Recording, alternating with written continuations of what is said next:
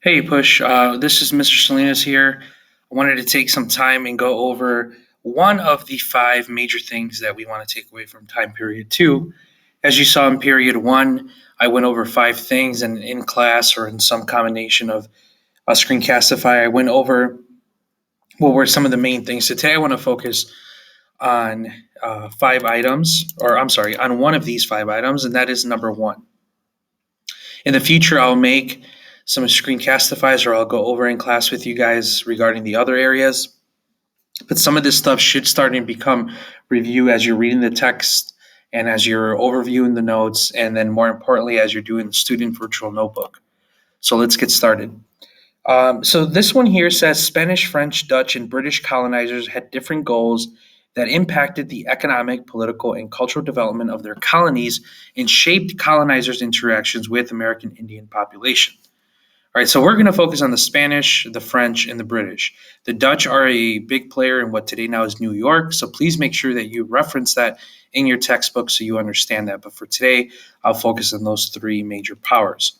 So that really brings me to my point here. So there are three major players in the Americas, at least significant wise: the Spanish, the French, and the English.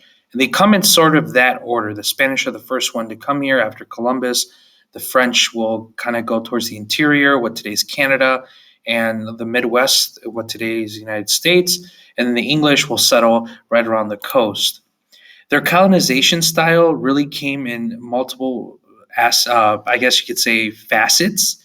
One of those were politically, economically, and culturally. And they all varied among these particular major groups, major European powers. This map here is just to kind of show you where the British and the French and the Spanish were and where it was kind of unexplored. So the Spanish, you can kind of see, has pretty much what today is the Southwest United States, along with most of Latin America and the Caribbean and even Florida. The French, again, through Canada and what today is the Midwest in the United States, was really the sphere of influence for the French. And then the British, northern parts of what today is Canada, and then, of course, the 13 colonies. All right, so let's break this down. So, in terms of region, we just went over that depending on where you were, but this kind of gives you an idea. The religion, which is a huge part, is that the Spanish were Catholic, the French were Catholic, and the English were Protestant. Now, again, just so you have a quick refresher, Protestant is really a new branch of Christianity that stems away from Catholicism, and this is the idea that, the Pope does not have the final rule. Protestant Protestantism, if you will, really focuses on the power behind the congregation, choosing a pastor, a leader, and also just not having to adhere to a pope in the Vatican. All right, so that's just a little brief kind of what the difference is. In terms of who were the people that came, well, originally when you look at the Spanish, it was the conquistadors and priests. Again, that really plays a big role. But they were trying to acquire wealth, whether that was cash crops or precious metals like gold. The French weren't so much about and obsessed with gold, they were more about fur and trading fur. And they also brought priests over. And both the Spanish and French really didn't bring women over. In fact, a lot of these conquistadors and men that traveled didn't view the Americas as a way to permanently live there. Instead, it was a place to gain wealth and then to bring it back to Spain or to France. This is very different from the English. The English, of course, were looking to settle because they were trying to leave, poverty in England, and even more importantly, religion. One of the things that the Protestants really were against was this idea of the Anglican Church, which to them was pretty much the same as the Catholic Church, and that was a huge problem for these Protestants. This is why they'll be known as Puritans. And that Puritan term can even break down to even the Pilgrims, or also known as the Separatists. So a lot of it was religion. It was based on religion. It was based on trying to get away from Catholic-like style and religion in England And so the New World presented a new opportunity to live out the way they thought Christianity needed to live out. Again, here the primary economic activity for the Spanish was to conquest, to access that wealth.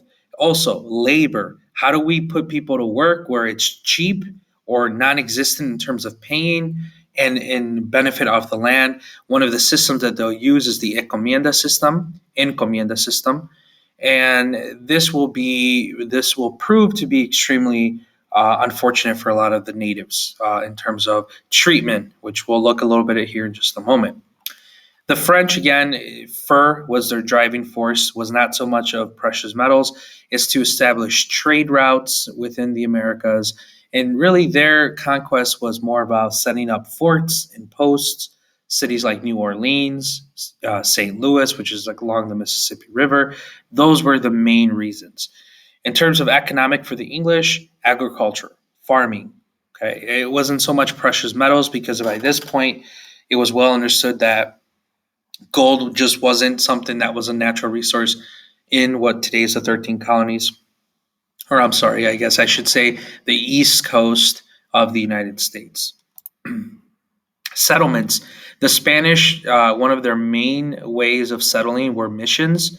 And a mission just is a dedicated church which has the mission to convert natives to Catholicism.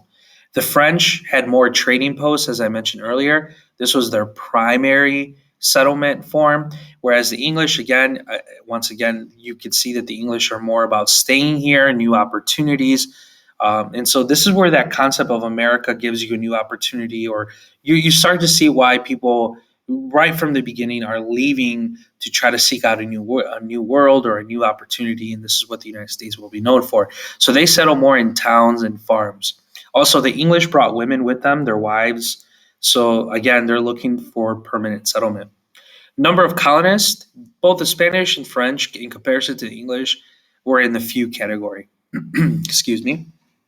The English will have an influx of people, especially in New England, and you'll see an influx. And then even in New York City, what will be known later as New York City. And then in terms of evangelism, you have the Spanish who were very much for converting natives to Christianity, spreading the word of God through Catholicism. So were the French. The English were not. They were not trying to convert natives to Christianity. They wanted to be very much separate from them. Yes, they would work with them for partnership, but that was mainly for economic opportunity. They weren't trying to be friends with them as far as, because they found it in their heart to want to work with these people. It was definitely more out of necessity. And that really kind of talks about the last category, the interactions with natives. There is three different ways the way you can view this. Tom Ritchie does a really good job in explaining this. If you ever seen his videos, I know I've uploaded a few of them, but he references Patton, one of the most feared generals in World War II, General S. Patton, and he was one of the only feared generals among the the Nazis. Not many American generals, were viewed as, you better watch out for that person, but Patton was. And he references for a reason, because the way these three colonial powers really address Native Americans is through the following. The Spanish were about converting. They were about, how do we go out of our way to make them Christians, to make them Catholic Christians? And sometimes that meant forcing them. The French took another role in that they actually let them, they learned about them. The priests would learn about the language that these natives would talk, and they would say, lead me to where, how you live and your way of life, so then I can show you how we Christians live. And then hopefully you would want to then become, Catholic. So the French went about it very differently than the Spanish. And then the English, this is why he brings up General Patton, is because Patton was this general where if you're in my way, he's going to knock you over. So, right, So you can follow me, you can lead me, or you can just get out of the way. And that's really what Tom Ritchie tries to say. And that's what the English did. They viewed Native Americans as people that were in their way to continue to grow their crops, to continue to be these towns, these farms. And so a lot of their legislation through American history is really just moving the Native Americans out of the way. And that is one of the things I would like you to take away from this when we're looking at this specific objective. And then one of the ways that I want to focus in here is the encomienda system that the Spanish used. We're not really going to talk about the Spanish so much more in the future time periods, but it is important to note that when you look at the encomienda system, I like this visual because it tells you what the idea was and then what reality is. If you've ever seen those memes or those images where they have, here's what my mom thinks I do, here is what society thinks I do, and then this is what I actually do. This is one of those moments that I think really put it into perspective. So the encomienda system was this idea that the Spanish settlers in the New World were going to were protecting these natives, taking care of them, and then make them Christian, right? That was the plan. And then on the other side, Native Americans would work, and then what they would do is they would spend some time on these Spanish estates essentially. And so it was like this mutual, we help them, they help us. The reality was that the Spanish actually forced labor. Okay, so here, if you just take a look at this, again, the Spanish thought it was about protection. And then in this way, they would have jobs, um, and then they were able to reside in Spanish settlements, right? But the reality was that the Spanish forced them to work. They basically didn't pay them, so no pay. And essentially, this was slavery, right? What was the reality for the Native Americans? Natives, died from disease. They were treated very harshly, and they were worked in very horrible conditions, right? And so the encomienda system really was not a benefit for the Native Americans as the Spanish made it sound like it was. Okay, and I know we can think of many examples of how people say one thing but they really mean another thing, and this exactly is that.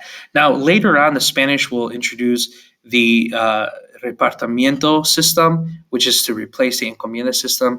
And all this really did, in short, what you need to know is that instead of forcing them to work, they still sort of forced them to work. They just said only a certain amount of time. So there could be 2 weeks or seasonal work or any of that. And so that's how they kind of worked around this whole thing. But ultimately, you just need to know that the encomienda system was essentially a feudal system to make people in lower social classes to work more or to work basically for free. And then the Spanish would reap the benefits of that labor. Okay. All right. So that is all I have for you today. Hopefully that was helpful. Again, the objective today was for you to understand that the Spanish, French, and the British colonized very different, and they impacted their region economically, politically, and culturally in a very different approach. Okay, so if you were to be asked this in a prompt, coming up with examples like the Spanish used the encomienda system, they converted natives through missions, as opposed to the English who settled in towns, who did not really have an incentive or desire to convert, natives. So that's a difference, right? A similarity might be they both wanted some type of wealth out of the New World. Again, they went about it very differently.